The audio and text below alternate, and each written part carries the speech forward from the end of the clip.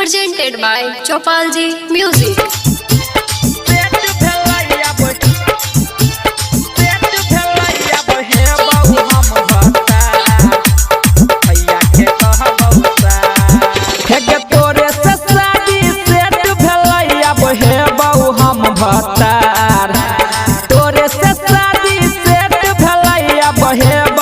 भतार तोरा बहिन के सहाली कहबहु गे और भैया के कहबहु सार।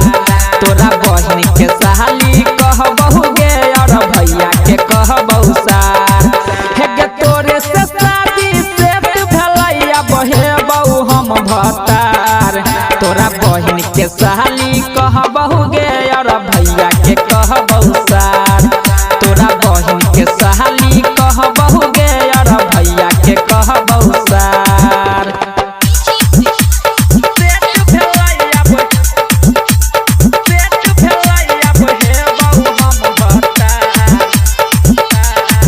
तोरा बहिन के सहाली कहबहु गे भैया के कहबहु सार। हे गे पापा के तोरा ससुर बनेबहु मम्मी भजेतौ के साथ। आज तने दूर हमारा से तू भगवे ये बहु गे ओतबे पास। ये बहु गे ओतबे पास गे जानू पापा के तोरा ससुर बनेबहु मम्मी भजेतौ के साथ। आज तने दूर हमारा से तू भगवे ये बहु गे ओतबे पास। हम छियौ शादी करै ला रेडी भजो न तू गे तैयार। हम छियौ शादी करै ला रेडी भजो न गे तू तैयार। तोरा बहिन के सहाली कहबहु गे और भैया के कहबहु सार। तोरा बहिन के सहाली कहबहु गे भैया के कहबहु सार। बुझ गेली जानू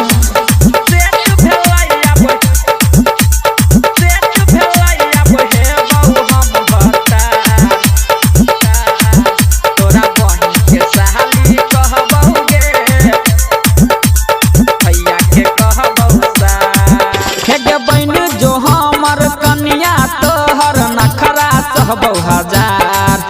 आ सब कुछ तोरा आइन के देबहु करबहु रात दिन प्यार। करबहु रात दिन प्यार हे गे बंजो न हमर कनिया तोहर नखरा सहबहु हजार।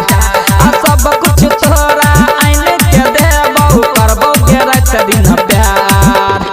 अजय अकेला उहमे से जैसन मिलतौ नहीं दिलदार। अकेला प्रभु जैसन मिलतौ नहीं दिलदार। तोरा बहिन के सहाली कहबहु गे भैया के कहबहु सार।